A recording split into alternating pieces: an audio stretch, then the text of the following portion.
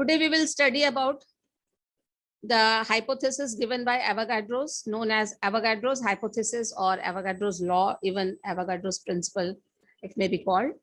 So what did he say in his hypothesis? Actually, he has given, the Dalton has said that the smallest particle of any substance is atom. There was no concept of molecule at that time. Avogadro's was the first person to define this term molecule. He has given the term molecule. So Avogadro's hypothesis: an atom is the smallest particle of an element. An atom is the smallest particle of an element which can take part in a chemical reaction. It may or may not be capable of independent existence. Yes, atom may exist freely, atom may not exist freely. बहुत सारे atom freely exist करते हैं जैसे inert gases के, but आप अगर oxygen की बात करते हैं तो ये फ्रीली एग्जिस्ट नहीं करते, वो O2 के फॉर्म में, मॉलिक्यूल के फॉर्म में एग्जिस्ट करते हैं. तो जो स्मॉलेस्ट यूनिट किसी भी सब्सटेंस का, वो स्मॉलेस्ट यूनिट जो कि फ्रीली एग्जिस्ट करता है, that is called molecule. Molecule monoatomic भी हो सकता है, डायएटॉमिक भी हो सकता है, ट्राइएटॉमिक भी हो सकता है, एलिमेंट्री भी हो सकता है, कंपाउंड भी हो सकता है. तो मॉलिक्यूल का खास मतलब क्या होता है कि इनका एग्जिस्टेंस फ्री हो, they must be freely existing. A molecule is the smallest particle of an element or a compound which is capable of independent existence. जैसे अगर आप हीलियम की बात करते हैं तो हीलियम एक एटम नॉन रिएक्टिंग होता है, ये इनर्ट होता है और ये फ्रीली एग्जिस्ट करता है, तो हम इसको मॉलिक्यूल कह सकते हैं, मगर that will be your monoatomic molecule.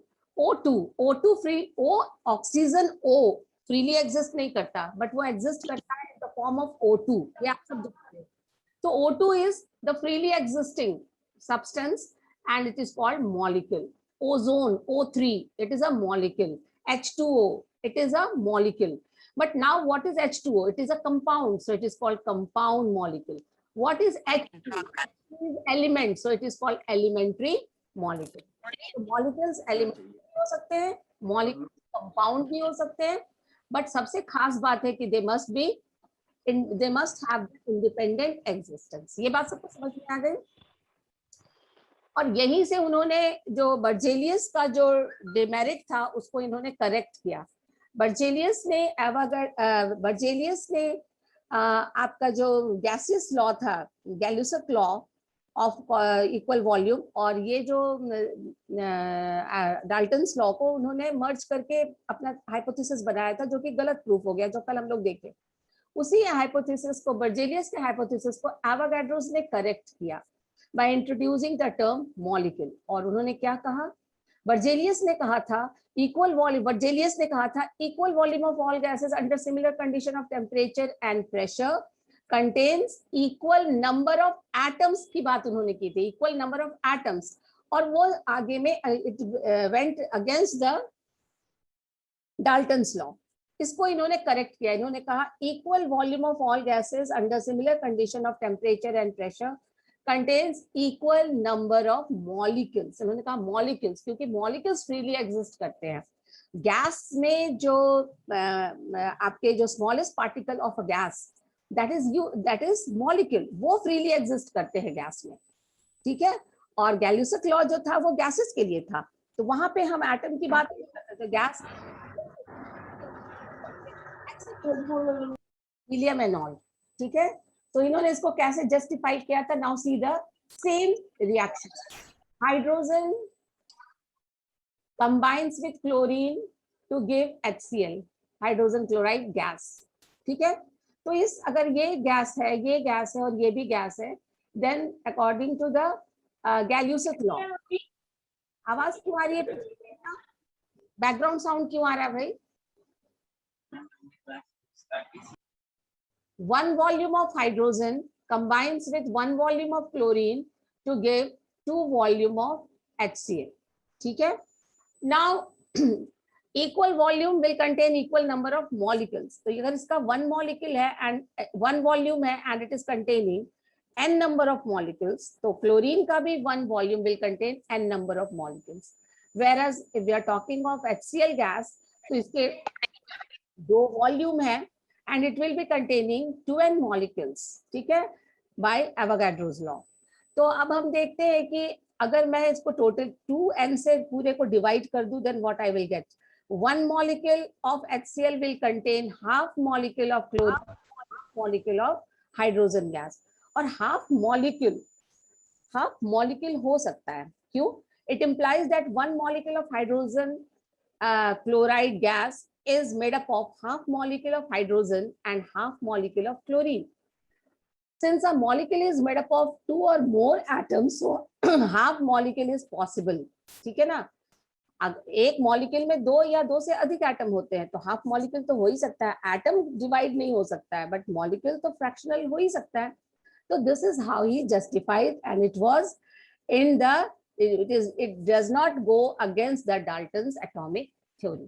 ठीक है, तो यहाँ से हम लोग क्या पढ़ रहे हैं, एवोगाड्रोस हाइपोथेसिस का मेन स्टेटमेंट यही है, equal volume of all gases under similar condition of temperature and pressure contains equal number of molecules. अब हम लोग पढ़ेंगे, चलो now we will study application of Avogadro's law. तो सबसे पहला एप्लीकेशन है, it is in the calculation of atomicity of elementary gas. Atomicity कभी सुना है टर्म?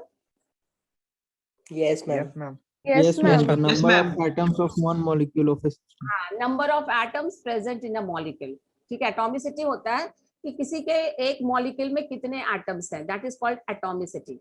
तो एवोगाड्रोस लॉ हमें हेल्प करता है to find out the atomicity. जैसे अगर हम बात करें, atomicity of an elementary substance is defined as number of atoms of the element present in one molecule of the substance. जैसे एटॉमिसिटी ऑफ ऑक्सीजन की अगर हम बात करें, तो इसमें 2 एटम है, तो एटॉमिसिटी कितना हो गया? 2.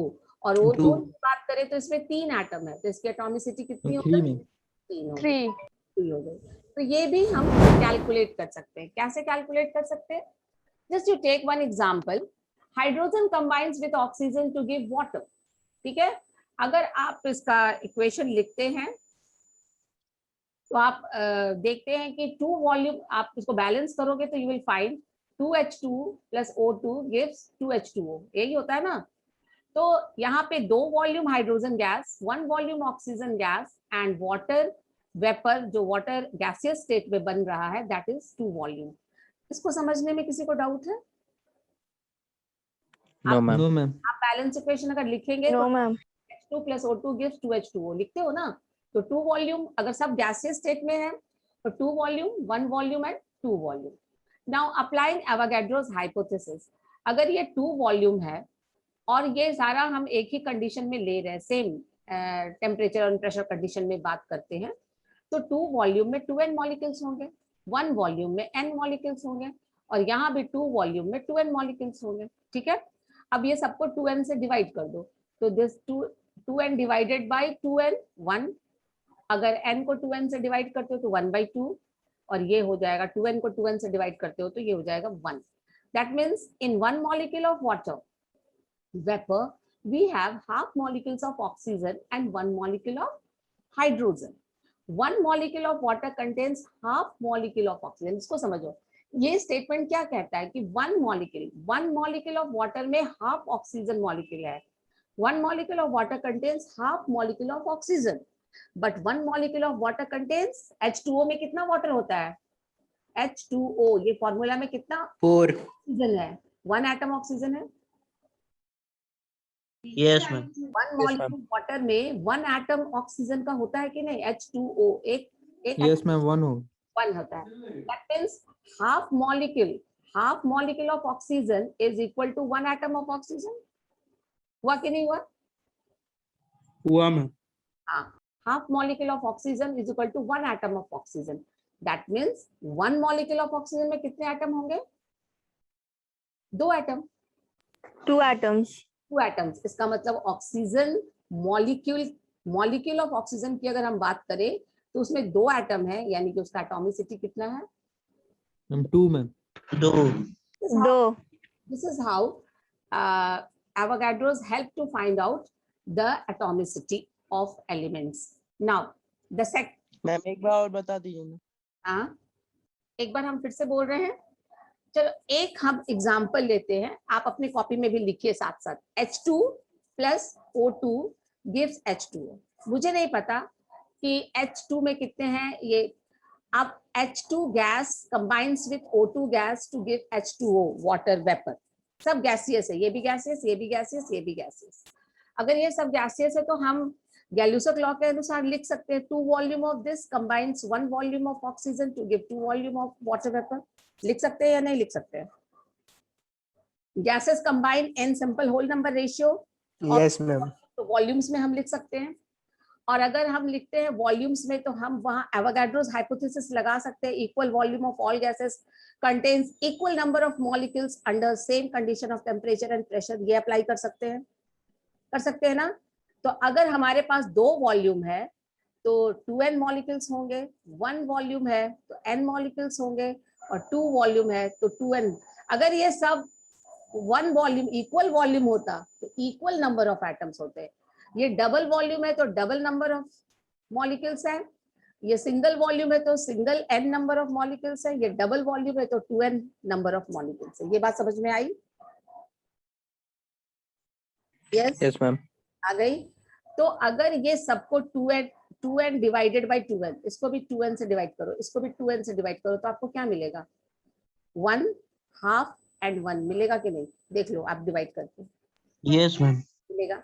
तो इस ये यहाँ से आप क्या समझ पा रहे हो कि 1 molecule of water is made up of, एक वाटर मॉलिक्यूल को बनने में आधा ऑक्सीजन मॉलिक्यूल की जरूरत पड़ी और एक हाइड्रोजन मॉलिक्यूल की जरूरत पड़ी।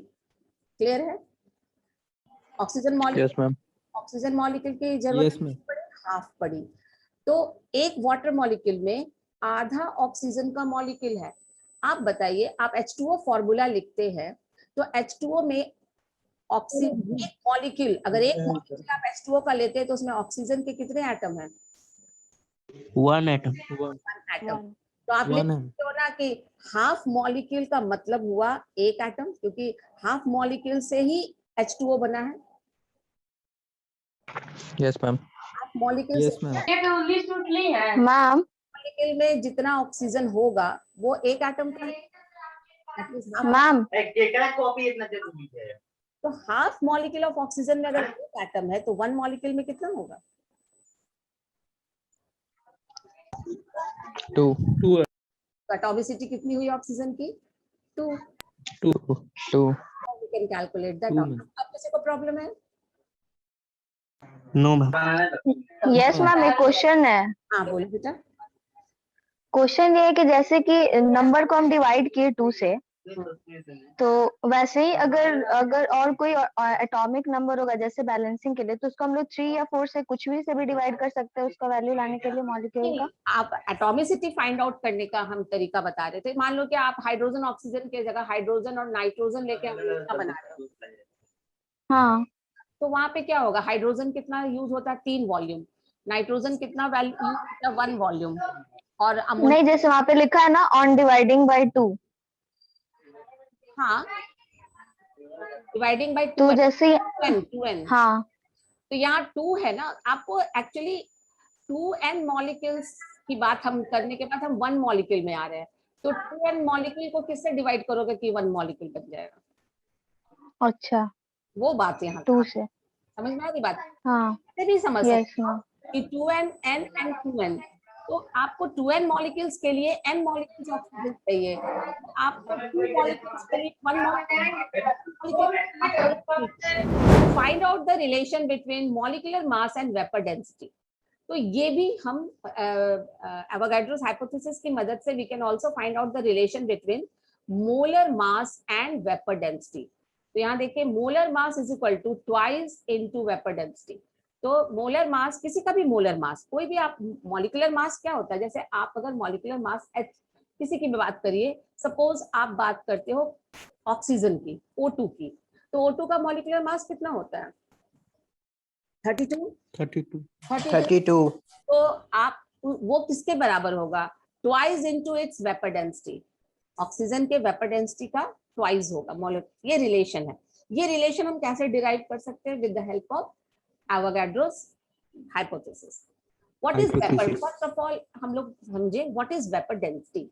Vapour density of a gas is equal to density of the gas. जिस गैस का वेपर डेंसिटी आप निकालना, गैस कोई भी हो सकता है, ऑक्सीजन हो सकता है या कार्बन डाइऑक्साइड होता है, कोई भी गैस हो सकता है, ठीक है। तो किसी भी गैस का वेपर डेंसिटी आपको निकालना है तो उसका फॉर्मूला है कि it is the density of the gas divided by density of hydrogen. अगर आप हाइड्रोजन के रेस्पेक्ट में निकालना चाहे तो आप किसी और के भी रेस्पेक्ट में निकालना ले सकते हैं, हीलियम भी ले सकते हो और भी कोई गैस ले सकते हो, बट एक स्टैंडर्ड यहाँ हाइड्रोजन लिया गया। तो vapour density of a gas is density of the gas divided by density of hydrogen. ये बात समझ में आई सबको? ये फॉर्मूला है। तो डेंसिटी क्या होता है? मास बाय वॉल्यूम होता है ना। डेंसिटी क्या होता है? Mass by Yes, ma'am. Mass by volume. Volume. और ये भी डेंसिटी क्या होगा? मास बाय वॉल्यूम। अगर हम दोनों गैस का वॉल्यूम सेम रखें, कांस्टेंट रखें, तो mass of this gas divided by mass of this gas हो जाएगा। Yes, ma'am. Yes, ma'am. तो फिर हम ये वॉल्यूम को फिक्स कर दे रहे हैं, ठीक है, अ सर्टेन वॉल्यूम। तो mass of certain volume of gas at STP, सब कंडीशन भी हमने, क्योंकि गैसियस स्टेट में तो हमें कंडीशन सेम रखना पड़ेगा ना। एसटीपी मैं थोड़ी देर में बताती हूँ, उसके बाद अगले स्लाइड में एसटीपी का मतलब क्या होता है, स्टैंडर्ड टेम्परेचर एंड प्रेशर। तो mass of certain volume of gas at STP divided by mass of same volume of hydrogen gas at STP. इसको समझने में किसी को दिक्कत आई? No, ma'am. हमने जो गैस हमारा एक्सपेरिमेंटल गैस है जिसका वेपर डेंसिटी हमें निकालना है, उसको भी एक सर्टेन वॉल्यूम में हमने रखा एट एसटीपी, और हाइड्रोजन को भी उतना ही वॉल्यूम में हमने रखा एट एसटीपी। तो दोनों का जब वॉल्यूम सेम है तो उनके मास भी सेम होंगे। Mass of certain, mass by volume होता है डेंसिटी ना, तो दोनों के मास, तो mass of certain gas, mass of certain volume of gas divided by mass of same volume of hydrogen at STP. ठीक है, ये बात क्लियर हो गया। अब हम आते हैं मास ऑफ सर्टेन वॉल्यूम। ये सर्टेन वॉल्यूम, अगर ये वॉल्यूम फिक्स्ड है तो अभी हमने एवोगाड्रोस लॉ देखा कि अगर वॉल्यूम सेम है तो नंबर ऑफ मॉलिक्यूल्स कंटेन्ड उसके अंदर भी सेम होगा, चाहे वो कोई भी गैस हो। पढ़ा है ना? Yes, ma'am. क्लियर? बात समझ में आई? इसका मतलब ये वॉल्यूम और ये वॉल्यूम सेम है, टेम्परेचर प्रेशर कंडीशन भी सेम है, तो इसका मतलब अगर ये दोनों वॉल्यूम सेम है तो दोनों के अंदर नंबर ऑफ मॉलिक्यूल्स भी सेम होंगे अकॉर्डिंग टू एवोगाड्रोस। क्लियर? मास तो हम लिख सकते हैं कि चलो उसमें n मॉलिक्यूल्स हैं, तो ये हो गया मास ऑफ सर्टेन वॉल्यूम की जगह हम लिख सकते हैं mass of n molecules. Yes और no? Yes, ma'am. Certain volume में कितने मॉलिक्यूल्स होंगे? मान लो n मॉलिक्यूल्स है, तो ये भी हो जाएगा mass of n molecules of hydrogen. Same volume है दोनों का, तो सेम वॉल्यूम है तो n मॉलिक्यूल्स होगा इसका, तो इसका भी n मॉलिक्यूल्स होगा। Any doubt? No, ma'am. No, ma'am. तो अब हम आते हैं कि ये n और n को अगर हम काट दे तो आ जाएगा mass of one molecule of gas by mass of one molecule of hydrogen. Any doubt? Yes, ma'am. कोई डाउट नहीं है। तो mass of one molecule of hydrogen में कितने एटम्स होते हैं? 2. 2 एटम। 2. ठीक है, तो ये हो जाएगा mass of one molecule of gas. ठीक है, इसको हम कह सकते हैं molecular mass divided by mass of one molecule of hydrogen. तो mass of one molecule of hydrogen कितना होता है? 2। 2. 2 मॉलिक्यूलर मास डिवाइडेड बाय 2, ये किसके बराबर आ गया? Vapour density. Vapour density of a gas is equal to molecular mass divided by 2। Any doubt? No, ma'am. No, ma'am. तो व्हाट इज मॉलिक्यूलर मास? 2 को ले जाओ वेपर डेंसिटी के पास, तो molecular mass is twice vapour density. ये relation clear हुआ? Yes, ma'am. Okay, so this is second application of Avogadro's. किसी को डाउट है तो पूछ लो, मैं आगे बढ़ रही हूँ। तीसरा एप्लीकेशन है to find out the relation between mass and volume of a gas. आप शायद सुने होंगे कि एसटीपी पे 1 मोल ऑफ गैस का वॉल्यूम होता है 22.4 लीटर। पढ़ा है ना? Yes, ma'am. तो Yes, ma'am. उसी को यहाँ जस्टिफाई करते हैं कि कैसे निकलता है ये। तो चलिए हम लोग आते हैं to find out the relation between mass and volume of the gas. कितना मास होगा तो उसके रेस्पेक्ट में उसका वॉल्यूम कितना होगा एट एसटीपी। ठीक है, एट एसटीपी। तो चलिए मॉलिक्यूलर मास, अभी अभी हमने जस्टिफाई किया, molecular mass is equal to twice vapour density. Clear? अब इसको हम लिख सकते हैं वेपर डेंसिटी के लिए twice into mass of certain volume of gas by mass of same volume of hydrogen at STP. लिख सकते हैं वेपर डेंसिटी तो इसी के बराबर होता है ना। Yes, ma'am. अब ये सर्टेन वॉल्यूम के जगह क्या हम 1 लीटर ले सकते हैं? फिक्स कर दिया 1 लीटर। अगर ये जितना वॉल्यूम है ये भी उतना ही वॉल्यूम है तो चलो इसको हम मान लेते हैं 1 लीटर, तो इसको भी 1 लीटर मान लिया। Yes, ma'am. ये हो जाएगा twice into mass of 1 litre of gas at STP divided by mass of 1 litre of hydrogen at STP. Any doubt? No, ma'am. No. चलिए अब आगे बढ़ते हैं। So it will be equal to twice into mass of 1 litre of gas at STP और ये है mass of 1 litre of hydrogen at STP. ये actually X-ray diffraction या जो भी मेथड को इलेक्ट्रोस ये एक्सपेरिमेंटली वेरीफाइड वैल्यू है। Mass of 1 litre of hydrogen, mass of 1 litre of hydrogen at STP ये एक्सपेरिमेंटली डिटरमाइंड मास है, दैट इज 0.089 ग्राम। इसको अप्रोक्सीमेटली आप 0.09 ग्राम भी लिख सकते हो, ठीक है ना। तो आप राउंड ऑफ कर दिया तो ये वाला वैल्यू कहाँ से आया? आप पूछ सकते हो कि मैम ये वैल्यू कहाँ से आया? तो ये एक्सपेरिमेंटली वेरीफाइड वैल्यू है, फिक्स्ड, मतलब ये वेरीफाइड वैल्यू है। तो इस वैल्यू को मास of 1 litre of gas at STP का वैल्यू यहाँ पुट कर दिया। Any doubt? आगे बढ़े। Yes. Yes, ma'am. So it will be twice into mass of 1 liter of gas at STP divided by 0.089 gram. So 2 divided by 0.089 gram into mass of 1 liter of gas at STP. यहाँ पर तो किसी को समझ में आ गया, यहीं से उठाया है यहाँ तक। अब अगर आप इसको डिवाइड करोगे 2 डिवाइडेड बाई इतना, then you will get a value 22.4। आप करके देख लो, 2 डिवाइडेड बाई 0.089 करोगे then you will get a value 22.4। तो ये हो गया 22.4 mass of 1 liter of gas at STP। हो गया ना। What does it mean? It means that अभी हम लोग molecular mass की बात कर रहे थे, तो कोई भी गैस का जो molecular mass होता है वो बराबर होता है mass of 22.4 liter of gas at STP। ठीक है, molecular mass इसको मतलब मॉलिक्यूलर मास अगर बात करें तो ये होता है mass of 22.4 litre of gas at STP. That means 22.4 litre gas अगर आप एसटीपी पे लेते हैं तो वो कितना कंटेन करेगा? The mass of 1 mole molecular mass, that is mass of 1 mole, mass of 1 mole of the gas, है ना। मोलर वॉल्यूम कहते हैं इसको, मास of 1 mole of gas. So 22.4 liter of any gas at STP weighs equal to its molecular mass of the gas expressed in gram. This is called gram molecular volume. बताओ इसको समझने में किसी को दिक्कत आई? बहुत शॉर्ट में मैं बता सकती हूँ कि अगर STP पर आपने किसी गैस का 22.4 लीटर मेजर किया है तो वो उसके अंदर कितने गैस होंगे? उसके अंदर जो गैस होंगे उसका मास होगा उस गैस के मॉलिक्यूलर मास के बराबर, या अदर वर्ड दूसरे वर्ड में आप कह सकते हो कि 1 mole of any gas is equal to the volume 22.4 litre at STP. मतलब कोई भी गैस अगर आपने उसका 1 मोल लिया है तो उसका वॉल्यूम कितना होगा? 22.4 लीटर, वो कोई भी गैस हो, but the condition is STP. ठीक है, एनी डाउट? तो अब थोड़ा सा हम लोग एसटीपी और एनटीपी का डिफरेंस पढ़ेंगे। ये मैंने आपको दिखाया है बॉक्स बना करके कि आप कोई भी गैस ले, अगर वॉल्यूम आपने सबका फिक्स लिया है और टेम्परेचर प्रेशर कंडीशन भी आपने कांस्टेंट लिया है, तो चाहे ओजोन हो, चाहे हाइड्रोजन हो, चाहे हीलियम हो, चाहे कार्बन डाइऑक्साइड हो, कोई भी गैस हो, मोनोएटॉमिक, डायएटॉमिक, ट्राइएटॉमिक, कोई भी गैस आपने ले लिया है, तो number of molecules contained in it will B same, जो एवोगाड्रोस ने कहा था।